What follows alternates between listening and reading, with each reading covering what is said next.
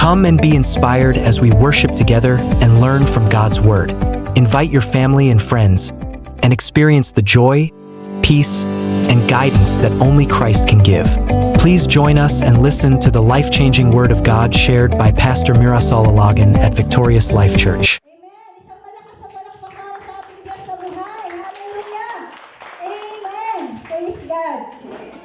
So, kamusta po kayo mga kapatid? Pwede po ba natin lingunin ang ating mga kapatid sa Panginoon? Kamusta ka kapatid?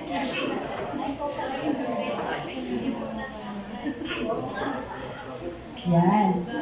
Nararamdaman po ba natin ang pangangailangan ng ating kapatid sa ating mga katabi? Amen. Amen. So, yan man ay material, yan man ay physical, yan man ay spiritual. Sabihin mo sa kapatid mo, tatagpuin ka, kakatagpuin ka ng ating Diyos sa umagang ito. Praise the Lord. Naniniwala po ba tayo doon mga kapatid? Nakakatagpuin po ng Diyos ang lahat ng ating mga pangangailangan. Amen. Tanging ang Diyos lang, dahil sa Kanya nagmumula ang lahat ng bagay. At may kakayanan siya nakatagpuin ang lahat ng ating mga pangangailangan. Maaaring may mga pagkakataon sa buhay natin na nagbibigay ng mga pansamantalang satisfaction sa buhay po natin.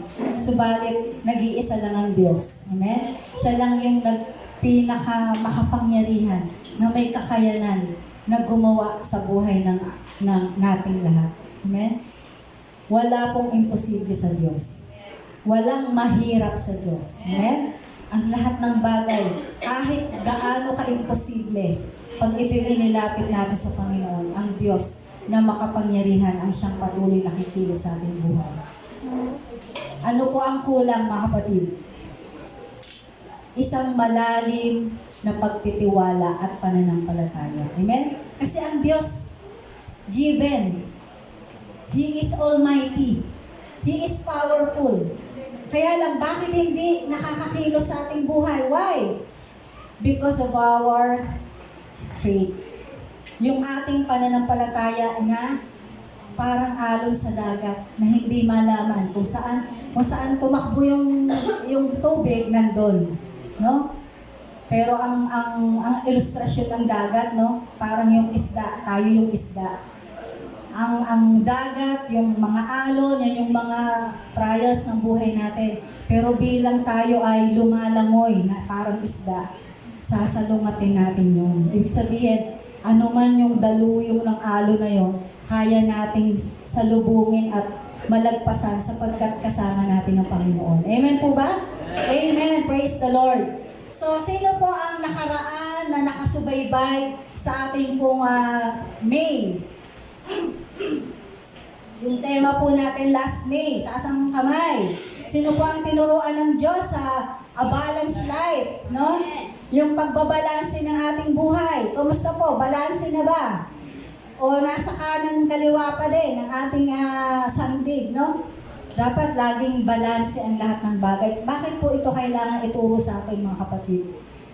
Ito po'y paalala sa atin na ang buhay po natin ay marami talagang aspeto, no? Hindi lamang po tayo nung nakakilala sa Panginoon ay tayo ay nasa spiritual na bagay lamang. Marami pong aspeto sa ating buhay ang kailangang binabalanse sapagkat ang Diyos po natin ay Diyos ng kaayusan ng lahat ng bagay. At ito po ay nararapat para sa isang Kristiyano na balansehin ang buhay natin upang makita yung glory, no, yung kaninningan ng Diyos sa buhay natin. Paano natin sasabihin at i-encourage ang mga kapatid natin or mga taong hindi pa nakakakilala sa Diyos na ang Diyos ay mabuti, no? Ang Diyos ay makapangyarihan, ang Diyos ay kumikilos sa ating buhay. Subalit sa ating buhay, hindi naman makita na talagang kumikilos ang Panginoon. Amen? Kaya mahalaga po talagang maintindihan po natin yun. So, naniniwala po ako na ang lahat ay tinuruan ng Diyos, ang lahat ay may natutunan, no, sa bawat mensahe na ating napakinggan. Amen? Itaas nga po ang kamay ng tinuruan ng Diyos. Amen? At ipalakpak sa ating Diyos na buhay. Praise God. Salamat, Panginoon, kasi tinuruan mo po ako. At yung pagtuturo pong iyon, hindi lang po yun basta naturuan, no? Ang mahalaga po doon yung application. Kasi maraming pwedeng matutunan. Kahit magbukas ka lang ng YouTube, marami ka nang makikita dyan. Pero ang importante po doon, ano yung dapat i-apply natin personally. Amen? I-apply po natin. Pero hindi sa pamamagitan ng ating sarili. Lagi pong kasama natin ang Espiritu ng Diyos na tayo'y gagabayan ng Panginoon sa lahat ng bagay. Kasi hindi natin kaya.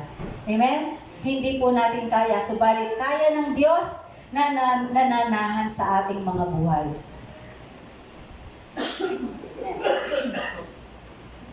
Medyo hindi maganda ang natin. Yung panahon kasi, no, pabago-bago. Kagabi ay ang lakas ng ulan, mga kapatid. Sino po ang binaha? Taas ang kamay. Nang nakaranas ng baha sa labas, na kumuntik nang pumasok sa loob ng bahay. Alam nyo, kung sa ibang lugar, bumabaha sa kalsada, sa bahay namin sa Berkeley, doon sa may pulo, nasa loob yung pabaha. Kasi yung nagtutuluan na yung mga nasa nasa bubong.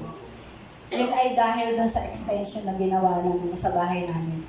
Anyway, salamat sa Lord kasi nandito tayo. Amen? Pinili natin yung pinakamainam na bagay. Ang makinig. Sabi nga ng salita ng Diyos ng nakaraan, di ba? Yung makinig ka. Maupo ka sa paanan ng Diyos. Yun ang pinakamahalagang bagay na pwede natin gawin. Why? Kasi ito yung magtuturo sa atin ng nararapat natin gawin. Kasi maraming bagay ang pwedeng mag-alok sa atin, no? Dito ka, dyan ka. Pero yung maupo ka sa paanan ng Diyos, ito'y malaking at perpektong bagay para sa Panginoon. Amen? Dahil tayo ay tuturuan ng ating Diyos. Are you excited, mga kapatid, sa tema natin ngayong month of June? Excited na ba kayo? Na panibago ulit, no? Ang ganda nung nagiging flow ng ating mga pagtuturo ng Panginoon. Hindi lang tayo, kumbaga parang may direksyon, no? Para every time na tayo a-attend next week, merong thrill, merong excitement. Ay, ang ganda, no? Merong panibago na namang tuturo ang Panginoon. And this month of June, base po sa yung revelation na binibigay po sa leadership, sa pastoral, tayo po ay merong tema ngayon na global call. Yan, global call, no? Siguro, pag narinig natin yung global call, iisa lang yung pumapasok sa isip natin. Ewan ko kung ano pumapasok sa isip nyo. Basta ako, pag narinig ko yung global call, ito ay panawagan, no? Panawagan para sa lahat. No? Hindi lang sa isang tao, hindi lamang sa pastor, hindi lamang sa mga leaders, kundi ito'y panawagan sa lahat ng Kristiyano at lahat ng tinawag ng ating Panginoon. Praise the Lord. At ito po ay may tema, kung makikita po natin, may tema, meron itong verse, no? The global call in Matthew chapter 28 verses 18 to 20. No, ito'y matagal na nating alam, no? Pero ang tanong, ito po ba'y ating nagagawa? Tayo po ba'y nakakasunod sa panawagan ng Diyos pamagitan ng pagpapahayag ng salita ng Diyos? In Matthew chapter 28 verses 18 to 20, sabay-sabay po tayo. Then Jesus came to them and said, All authority in heaven and on earth has been given to me. Therefore, go and make disciples of all nations, baptizing them in the name of the Father, and of the Son, and of the Holy Spirit, and teaching them to obey everything I have commanded you. And surely I am with you always, to the very end of the age. Praise God. Amen. Kung mapapansin po natin, mga kapatid, tayo po dito sa iglesia, may church-wide campaign na po tayo na sinisimulan. Amen? Sino po yung nakaka-attend na ng mga evangelism training, no? Sa pamamagitan po ng ating kapatid na ginagamit ng Diyos, si Brother Arnold, no? Salamat sa Panginoon dahil hindi pa huli ang lahat. Bagaman tayo ay medyo late na sa ganitong ginagawa ng church, pero ang importante po doon, meron na tayong ginagawa. Amen po ba? Masaya po ba tayo, mga kapatid? Na isa-isang araw, hindi lamang po tayo ang makikita natin dito sa iglesia. Sapagkat tayo pong lahat ay gagamitin ng Panginoon upang makapagbahayag ng salita ng Diyos. Kaya po wag po nating i-miss ang mga chances about sa training. Why? Bakit po natin kailangan dumalo sa mga trainings? Kasi ito po ay importante para sa atin, para alam po natin kung paano ang mga kaparaanan, kung paano po tayo mag-share ng salita ng Diyos. Amen? Bakit po ang isang Kristiyano ay hindi nakakapagbahagi ng salita ng Diyos? Why? Kasi yung confidence na meron siya, hindi na bibuild, hindi na di-develop. Pero kapag ikaw ay dumaan sa training, tuturuan ka ng Diyos. Sa bawat pagbuka ng labi mo, sa bawat pagsasalita mo, alam mo kung saan at kung paano sa ipapahayag ang salita ng Diyos. At ito po ay importante mga kapatid. Amen? Tayo po ba ay handa ng magpaturo sa Diyos sa pamamagitan ng evangelism training? Amen! Huwag po nating baliwalain ang mga ganitong klase ng training sapagkat ito po ay panawagan, sabi ko nga po kanina, church-wide campaign. So wala po ditong excuse, no? Walang hindi kasali. Kahit nga mga bata, tinuturuan sila sa BBS, di ba, kung paano kilalanin ang Diyos, kung paano magbahagi ng salita ng Diyos. So, lahat ng ministry po ay kasali dito. Nung unang batch, medyo napasabak din ako doon, Brother Arnold. Talagang si Brother Arnold, si Pastora, so nang tatawagin kung mag-aaral. So, syempre, medyo wala po sa posisyon niya, mga kapatid. Amen?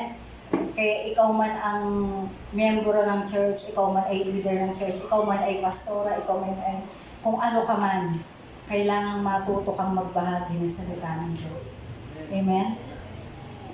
Kahit pasikot-sikutin ka ng kausap mo, dapat alam mo kung paano sasagutin. Hindi sa pamamagitan lang ng testimonya na meron ka, kundi lagi mong ibabalik sa gospel, sa pag-ibig ng Diyos. Amen? Kung paano ka, pwede mo namang gamitin ang buhay mo, pero laging ang ending, kung paano ka talaga tinanggap, kung paano ibinigay ng Diyos ang pag-ibig niya sa iyong buhay. Amen?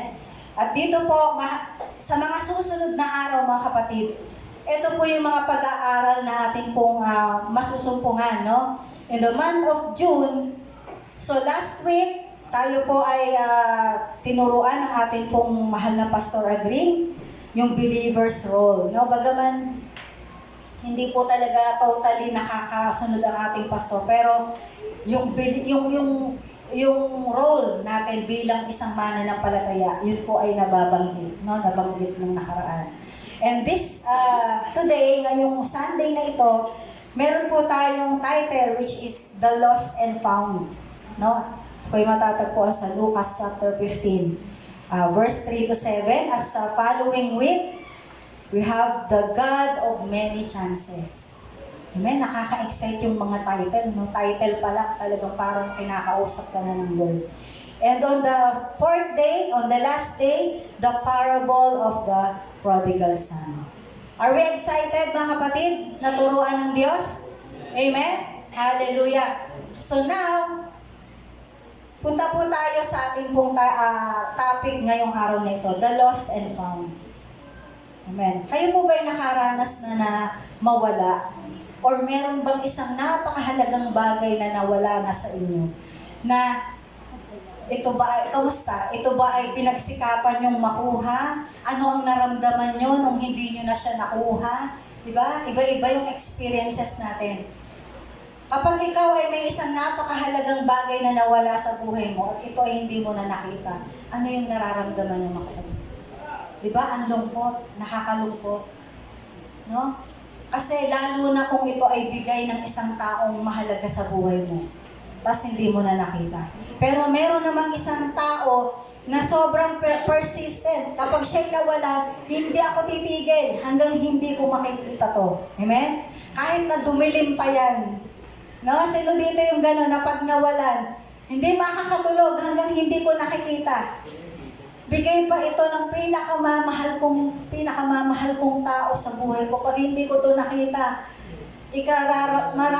magdaramdam siya, magtatampo siya kasi hindi ko iningatan, no? May ganung tao na hindi ako titigil hanggang hindi ko to nakikita. Pero meron namang isang bagay na pag nag-stop ka ng hanapin, doon mo naman nakikita, no? Huwag mo nang hanapin yan, makikita mo yan. Di ba sabi ng mga nanay natin, ay naku, tigilan mo na yung anak, naubos ng oras mo. Kung talagang para sa iyo yan, makikita mo yan. No? May mga ganong bagay. Pero alam niyo po, ang ngayong araw na ito, ang mapapag-aralan po natin, yung saya, no? Yung kagalakan kapag natatagpuan natin ang isang bagay. Kasi ganun po ang ating Diyos sa ating buhay. Yung kagalakan, no? Mamaya po mapapag-aralan po natin yan. So ngayon, the lost and found.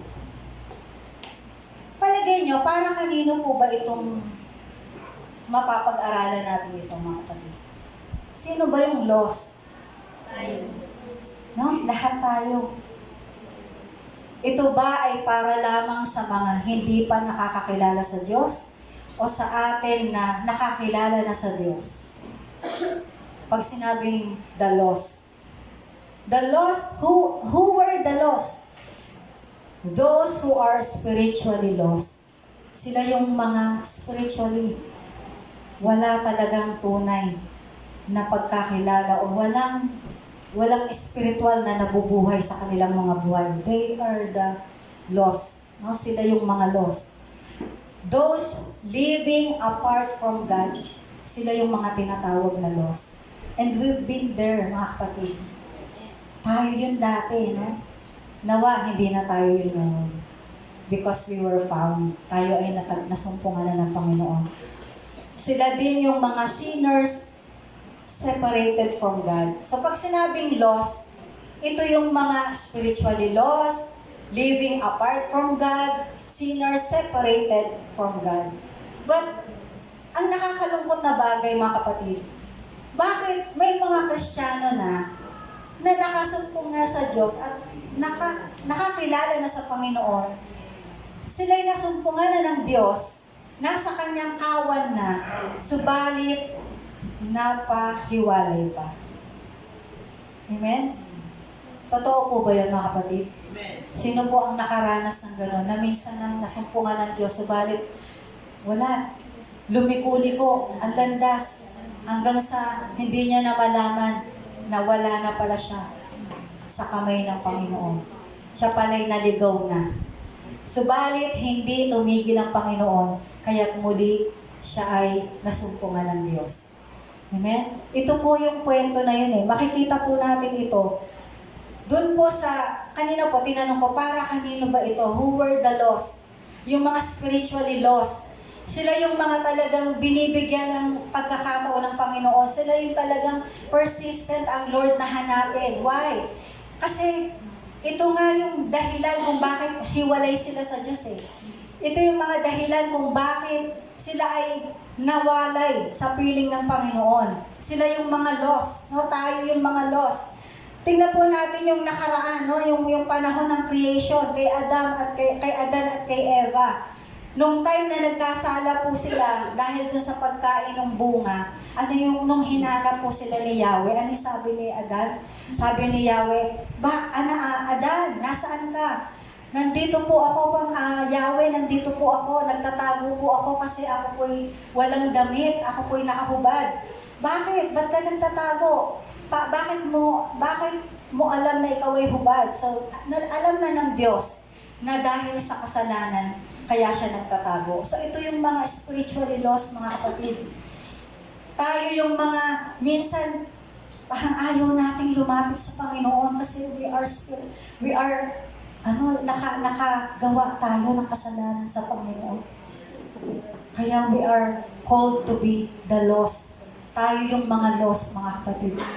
Dahil sa kasalanan, tayo ay napapahiwalay sa ating Diyos. And isa pang bagay, sino po sa kwento ng Bible? Yung kay Cain at kay Abel, di ba? Hinahanap ni Yahweh si Abel kay Cain. Sabi niya, nasaan ang kapatid mo? Pero alam ng Diyos ang ginawa ni Cain. So, yung pagkamatay ng espiritual, doon mas lalong nakikita ng Diyos ang pangangailangan ng tao na kailangan kong ibalik ang tao ito. Kailangan ito ng restoration. Amen? At sa araw na ito, mga kapatid, matututunan po natin ano po ba yung nais ng Diyos na ituro sa atin sa umagang ito. The lost and found. Kasi sabi nga kanina, para kanino ba itong topic na ito? Para kanino ba itong pagtuturo na ito? Para dun sa mga nawala at nasumpungan ng ating Diyos. At tayo yon, tayo yung dating nawala. Subalit, salamat sa Diyos na tayo ay kanyang natagpuan, tayo ay kanyang nasumpungan. At ngayon tayo po ay magkakasama. No? Now, tingnan po natin. Doon po sa Lucas chapter 15 verses 3 to 7, mababasa po natin yung parable of the lost sheep. Okay? Ang parabola ng nawawalang isang tupa. So kanina, doon sa prayer ni Brother Ali, no, tinanong niya, sino ba yung sheep? So we are the sheep, no? We are the sheep and we have the shepherd. No, ang ating dakilang shepherd. So basahin po natin in the parable of the lost sheep in Luke chapter 15 verses 3 to 7. Now the tax collectors and sinners were all drawing near to him. And the Pharisees and the scribes grumbled, saying, "This man receives sinners and eats with them." So he told them this parable. What man of you, having 100 sheep, if he has lost one of them, does not leave the 99 in the open country and go after the one that is lost until he finds it? And when he has found it, he lays it on his shoulders, rejoicing. And when he comes home, he calls together his friends and his neighbors, saying to them, "Rejoice with me, for I have found my sheep that was lost." Just so I tell you, there will be more joy in heaven over one sinner who repents than over 99 righteous persons who need no repentance. Amen. Pagpalain po ng Diyos ang kanyang salita. Mga kapatid, gusto ko pong kayong matanungin, bakit kaya sa lahat ng mga... Kasi pag sinabing parable, bakit ba nagtuturo ang ating Panginoong Yesus ng parable? Kasi nais ng Diyos na yung istorya na kanyang, yung mensahe na kanyang iparating sa tao ay mas maintindihan ng tao sa paraang mas mauunawaan nila, no? Subalit sa mga taong hindi nakakaalam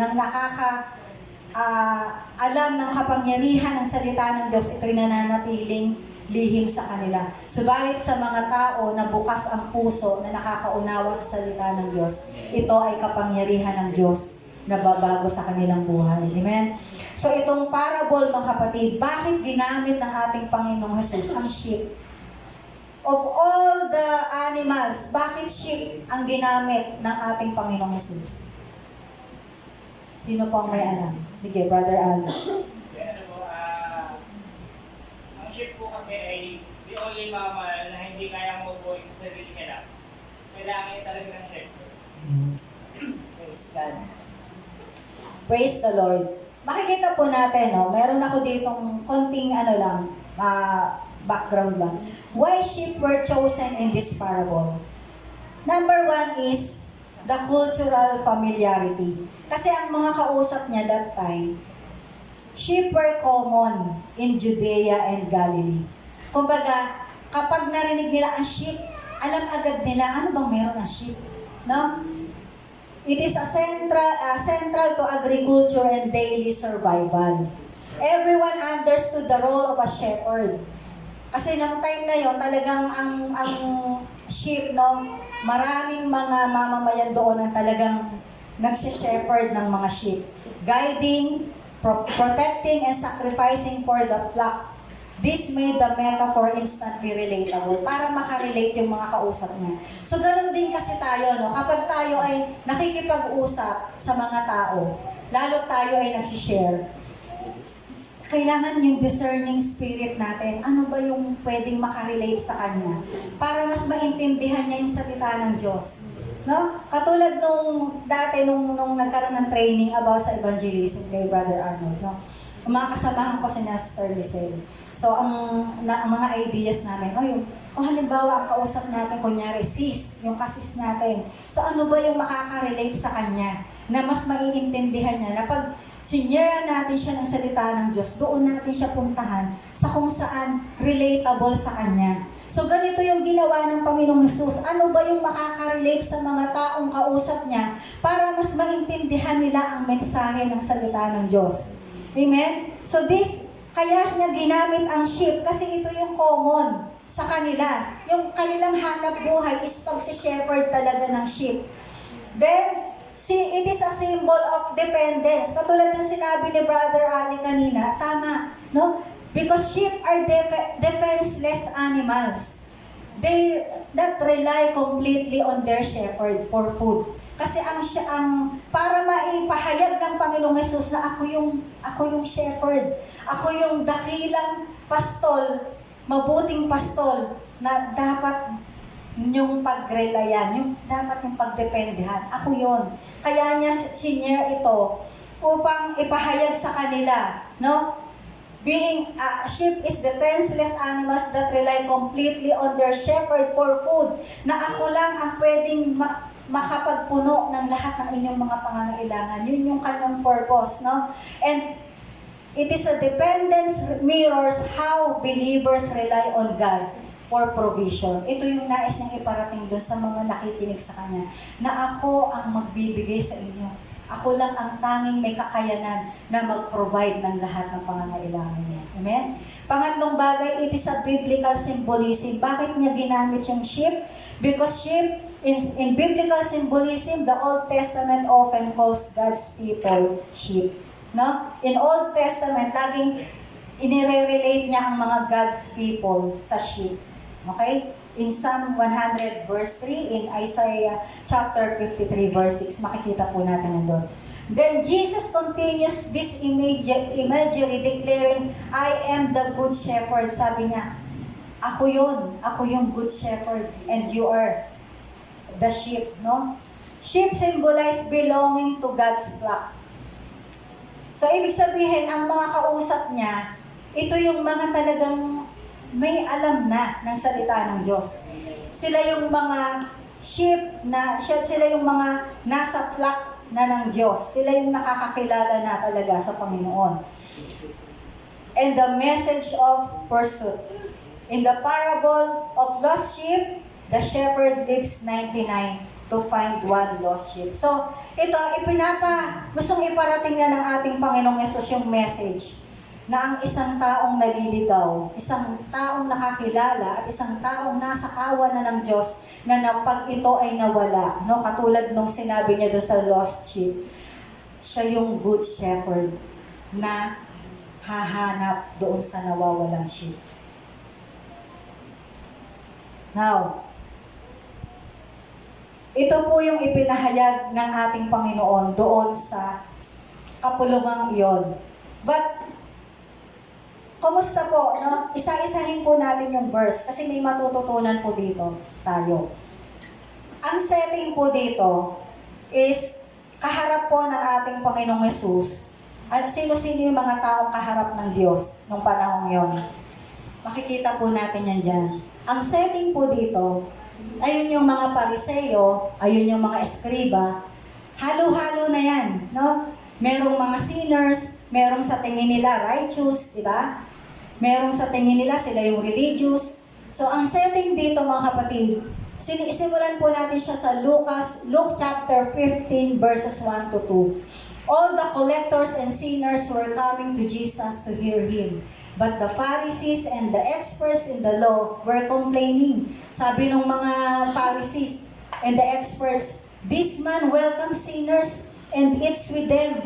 Ano yung kanilang sinasabi? Bakit itong sinasabi niyang siya ay anak ng Diyos or siya ay makapangyarihan, pero bakit siya nakikihalubilo sa mga makasalanan?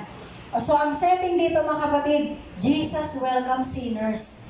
Ito po yung nais na matutunan ng Diyos sa atin. At ito yung nais ituro ng Diyos sa atin mga kapatid.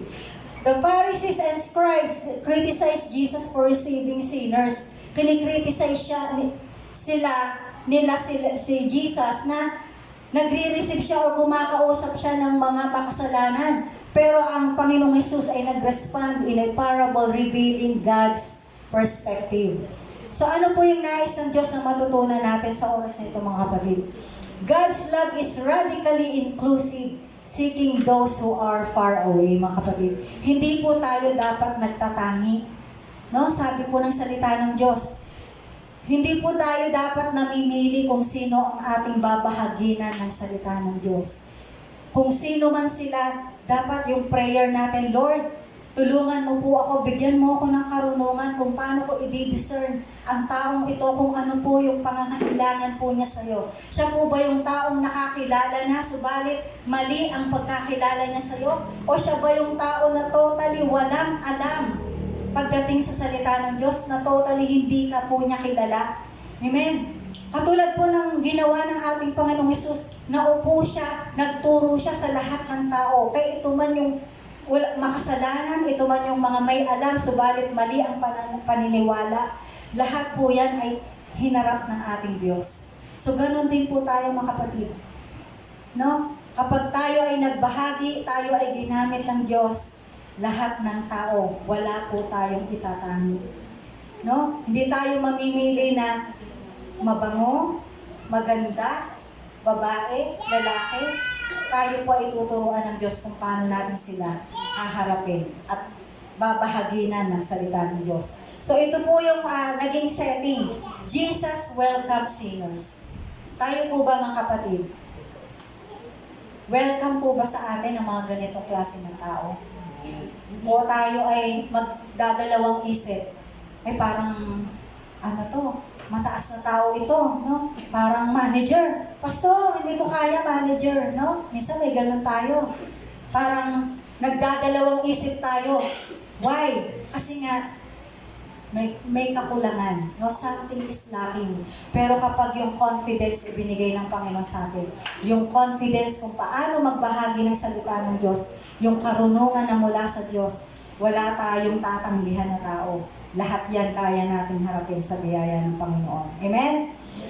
So, are we ready na harapin ang lahat ng uri ng tao, mga kapatid? Ready na ba tayo? Amen! Ihahanda po tayo ng Panginoon sa pagkakataon niya. Pangalawang bagay, in verse 4. Ano po sabi ng salita ng Diyos in verse 4?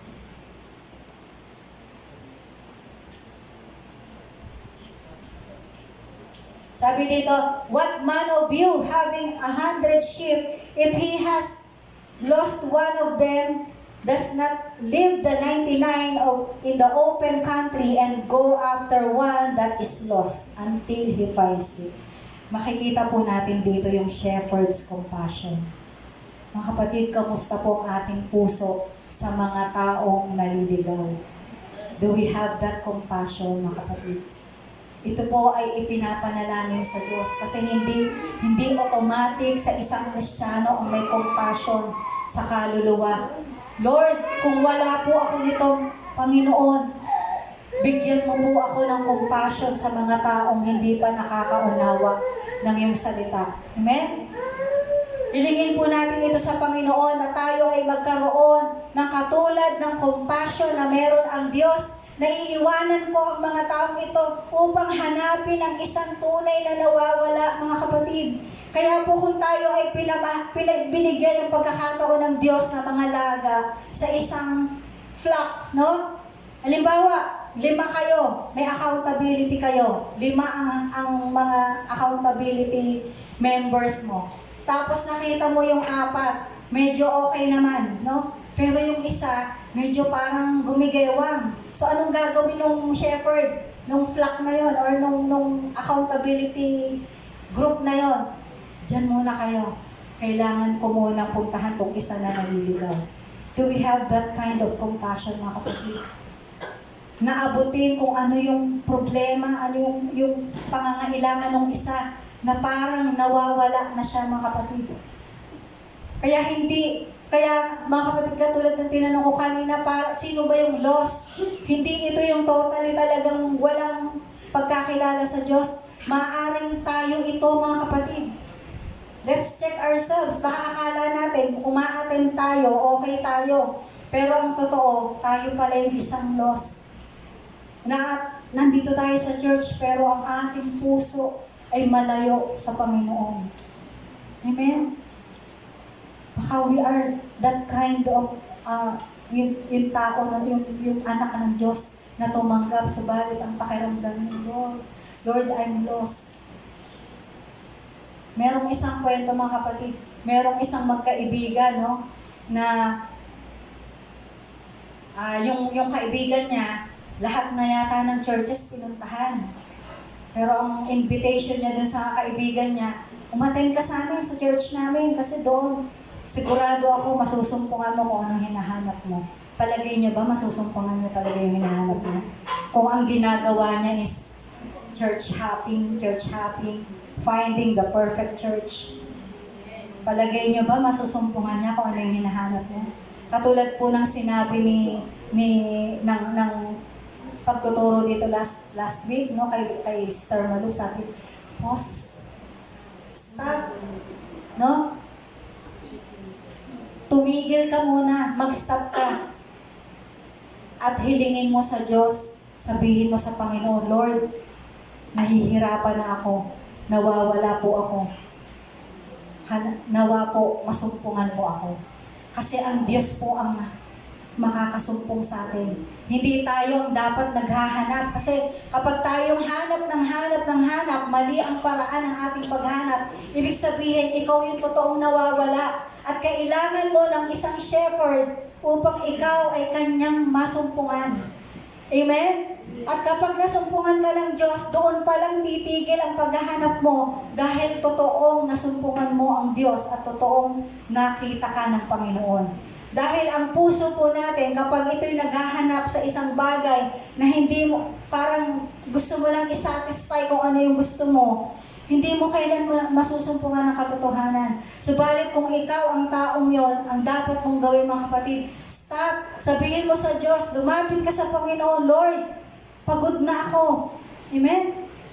Ano yung dapat mong gawin? Mag-stop ka, mag-pause ka, lumapit ka sa Diyos, magpakababa ka sa Panginoon. Sabihin mo sa Lord, Panginoon, nandito po ako, hindi ko na po alam kung anong gagawin ko.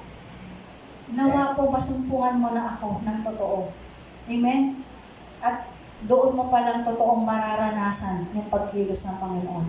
Kahit nasaan kang lugar, mga kapatid, kahit anong church ang puntahan mo, kung mali ang paraan ng pagkakilala mo sa Diyos, hindi ka pa rin makakasumpong ng katotohanan.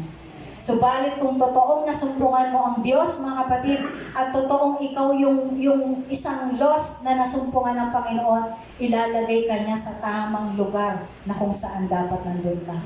Amen? And the reason why we're here, tayo po yung lost, and now we were found. Amen. By God. Amen. Palakpakan po natin ang Diyos. Ang Diyos po ang nakasumpong sa atin. Amen? Sabi nga ng Panginoon, ang Diyos ang unang nagmahal sa atin. Hindi tayo yung unang nagmahal sa Panginoon. Ang Diyos yung unang nakakita sa atin, anak, tumigil ka na. Kailangan mo ako. Mahal kita, anak. Amen?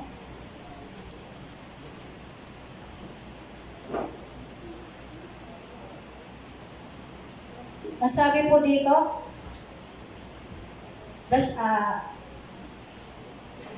the shepherd's compassion, sabi dito, the shepherd leaves the 99 to reach for the one lost sheep. The emphasis, God's love is personal, mga kapatid. God's love is personal. Alam ng Diyos kung ikaw ay naliligaw. Alam ng Diyos kung ikaw ay pumupunta, lumiliko. Kasi siya yung ating mabuting shepherd. Siya yung ating good shepherd. Alam niya kung saan ka dapat ang direction mo dito, subalit ikaw ay lumiliko. And God's love is personal. Kilala tayo ng Diyos. He notices the one who strays. Alam ng Diyos kung minsan parang naliligaw ang landas mo. Kaya nakakaranas ka ng pagtapik ng Panginoon. Amen? Sino dito ang nakakaranas ng pagtapik ng Diyos? Salamat sa Panginoon kasi napapansin ka ng Diyos. Kasi kapag ikaw ay nanatili sa ganong kalagayan at hindi mo nararanasan yung conviction na meron ang ating Panginoon, ang Espiritu ng Diyos, mga kapatid, baka ibang espiritu na ang nararanasan mo. Amen? Subalit, once na ikaw ay nakakaranas na yung alam mo, no, yung wisdom na binibigay ng Panginoon sa'yo, na ikaw ay parang lumiliko at tinatapi ka ng Diyos, magpasalamat ka sa Lord. Panginoon, salamat po sa pagtapik na ginawa mo sa akin kasi muli nakapanumbalik ako sa presensya mo. Amen? Sabi dito ng Panginoon, sa compassion, no, dapat meron tayong compassion sa isang kaluluwa na nawawala sa Panginoon. Amen. Mga kapatid, hindi po ito yung ang kinakausap po, ang tinatalakay po natin dito, hindi lamang yung taong talagang totally walang pagkakilala sa Diyos, kundi tayo mismo na nakakilala sa Panginoon. Gaano po tayo compassionate sa ating mga kapatiran? Tingnan po natin ang mga katabi natin. Amen? Nasaan po yung ibang mga kapatid natin? At baka po sila ay nagpaparamdam na ako po'y nangangailangan ng pag-abot. Kamusta po ang compassion na meron tayo sa puso natin? Sila po ba'y ating nakukumusta? Sila po ba'y ating natatanong, kamusta ka kapatid?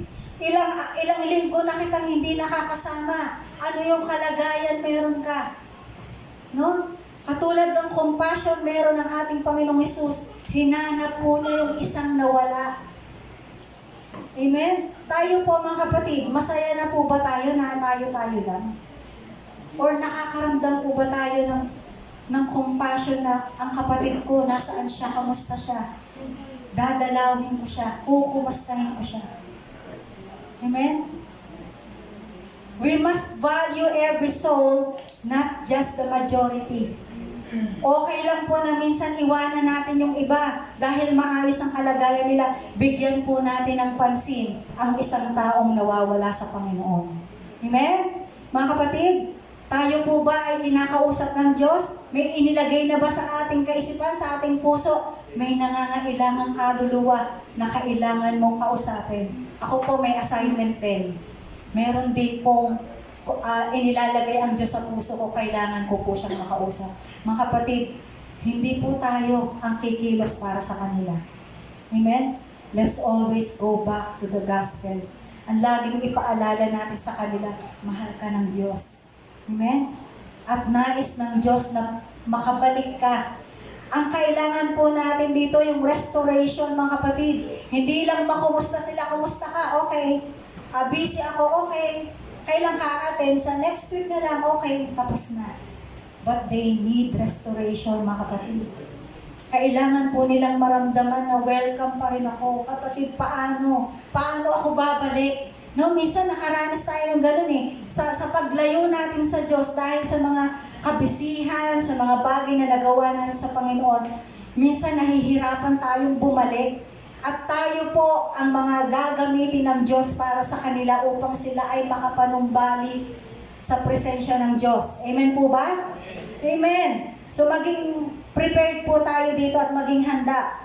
Now, patuloy po tayo in verses 4 to 5, the shepherd's pursuit. Yung pagsusumigasig na ginawa ng Diyos upang matagpuan yung isa. Amen. Sabi dito na, what man of you having 100 sheep? Sabi dun sa verse 4, binasa ko na po ito kanina. Until he finds it. And when he has found it, he lays it on his shoulders, rejoicing. Amen. Sabi ko nga po kanina, kapag may isang bagay tayong nawala at ito'y nasumpungan natin, grabe yung excitement na nararamdaman natin. Yes! Natagpuan ko yung nawawala na ang tagal ko nang hinahanap. Amen? Ganon din po ang naranasan or naging pakiramdam ng ating Panginoong Hesus nung kanyang makita yung lost na sheep. Sabi po dito, he searches until he finds it. Persistent and determined love. Mga kapatid, ang pag-ibig natin katulad dapat ng ating Panginoon. Dapat persistent at yung determined love natin. na hindi tayo titigil hanggang hindi natin sila natutulungan na makabalik sa presensya ng Diyos. Amen po ba? Ganun po ba yung love na meron tayo sa mga kaluluwang nangangailangan ng pagtapik at pag-anyaya at pag-restoration mula sa Panginoon? Huwag po tayong titigil, huwag tayong pagsasawa mga kapatid. Huwag po natin silang susukuan. Amen? Mga kapatid, kasi hindi tayo sinukuan ng Diyos. Tayo nga, di ba, nung panahon na hindi natin kilala ang Diyos, ang tigas ng puso natin eh. Pero bakit nandito tayo ngayon mga kapatid? Sapagkat merong isang taong ginamit ang Diyos na hindi tayo sinukuan. Amen? Ganon din po tayo mga kapatid. Sa isang taong ipinapaalala sa atin ng Diyos sa umagang ito, kung sino man yung taong yon, na until now, ang tigas pa rin ang puso niya na bumalik sa Panginoon. Baka siya yung ipinapaalala sa atin ng Diyos. Huwag mo siyang sukuan, anak. Amen? Meron na po ba? Meron po ba tayong isang Diyos na naaalala natin sa oras na to? Na parang feeling natin, Lord, ayoko na po. Bahala ka na po sa Kanya. Okay lang yon kung ipagkatiwala natin siya sa Diyos. Pero kahit gaano kahirap, kumustahin pa rin po natin sila. Amen? Alalayan pa rin po natin sila. Kasi baka yun po yung iniintay nila sa atin. Amen? When found, He carries the sheep on His shoulders. Ito po yung tinatawag na gentle restoration, mga kapatid. Ang sarap, no? Nung tayo ay nasumpungan ng Diyos, naramdaman natin kalong-kalong tayo ng Panginoon. Kasi bigat na bigat tayo ng panahon yun. Pero kinalong tayo ng Diyos. Ibinalik tayo ng Panginoon sa kung saan dapat nandun tayo. Ganun po ang ating shepherd, ang ating dakilang pastor, mga kapatid. Na whenever tayo po ay naliligaw, whenever parang feeling natin we were lost, pero ang Diyos, lagi niya tayong inilalagay sa shoulder niya. Sabi nga dito, di ba? God doesn't just point the way back, He carries us home. Amen. Hallelujah. Salamat po sa ating dakilang shepherd, ang ating Panginoong Hesus, na every time, kahit na tayo laging nagbibigay ng luha, no, yung naluluha ang Diyos sa atin, tayo siya'y nalulungkot, na tayo ay wala sa Kanyang presensya. Ang ginagawa ng Panginoon sa atin, He points us back and He carries us home. Hindi lang niya tayo basta sinabihan na, halika anak, lumapit ka sa presensya ko. Pero ang ginagawa ng Diyos, kinakalong niya tayo. Kinakarga tayo ng Diyos. Diba? Ang sarap maranasan na tayo ay kalong-kalong ng Panginoon. Ganon din po yung gawin natin sa mga kapatid natin, mga kapatid. Sila na nangangailangan na makabalik sa presensya ng Diyos. Sila yung lost na nangangailangan ng masumpungan muli. Tulungan po natin silang makabalik sa presensya ng Panginoon. Katulad ng ginawa ng ating Diyos doon sa isang sheep na nawala. Yung compassion, yung love na persistent na meron ang Panginoon. Yung gentle restoration. Kailangan po marunong tayong mag-restore. No? Humingi tayo ng tulong at gabay sa Panginoon. Yun po yung makikita po natin sa susunod na verse. In verse 6 to 7, yung shepherd's joy, yung kanyang katuwaan, yung kanyang kagalakan, na nakita niya yung kanyang sheep na nawala. Sabi po dito sa verse 6, and when he comes home, he calls together his friends and his neighbors, saying to them, rejoice with me, for I have found my sheep that was lost. Just so, I tell you, there will be more joy in heaven over one sinner who repents than over 99 righteous persons who need no repentance. Amen. Grabe yung rejoicing na naranasan, naramdaman ng shepherd nung masumpungan yung isang sheep na nawala. He rejoiced with his friends and neighbors. Ganon din po ang nararanasan ng church, no? Kapag tayo ay may isang kaluluwa na nanunumbalik sa Panginoon, higit siyempre yung katuwaan ng ating Diyos. Subalit tayo, nakakaramdam din tayo ng nagre-rejoice tayo. Praise the Lord, nakabalik ka sa Panginoon. Praise the Lord na muli na ka naming nakapiling sa ating Panginoon. Because heaven celebrates one sinner who repents more than 99 who don't need repentance. Mga kapatid, true ministry rejoices in restoration. Pakibasa po mga kapatid. True ministry rejoices in restoration, not just preservation. Ang isang totoong ministeryo, mga kapatid, ang pinaka nire-rejoice natin, yung restoration na naramdaman ng taong nagbalik. Hindi lang basta, ang dami namin. Kasi nakabalik na si sister, si brother, ganito. Pero ang importante doon, na-restore siya.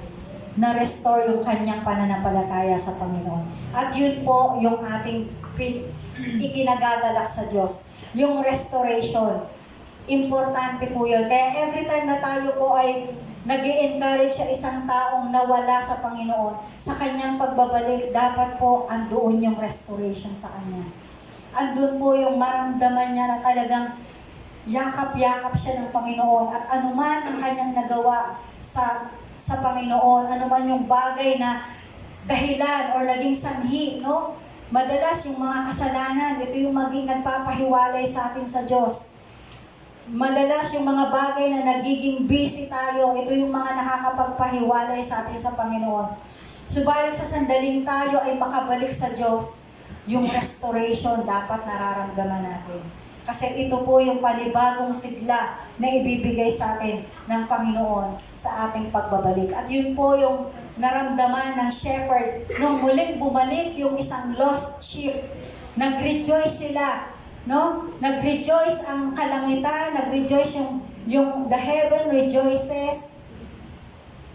Everyone rejoices dun sa pagbabalik ng isang nawala.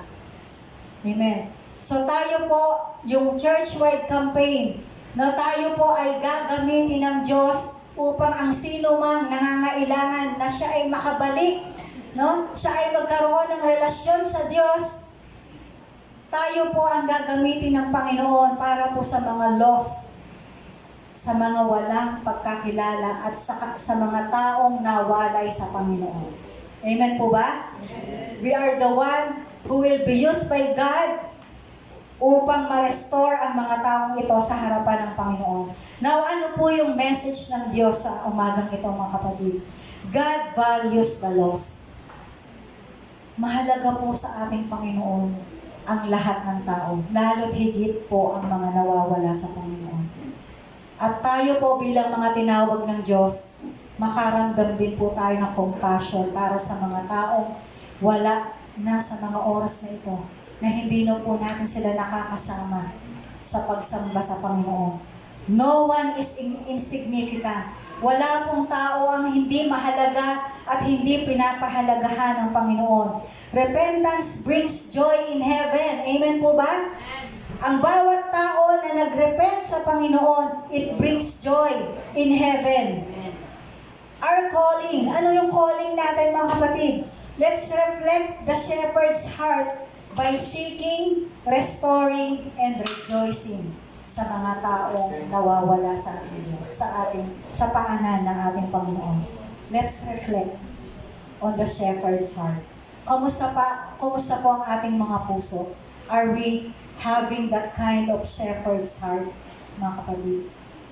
Tayo po ba yung tao? Tayo po ba yung tinawag ng Diyos na merong katulad ng heart na meron ang ating Panginoon?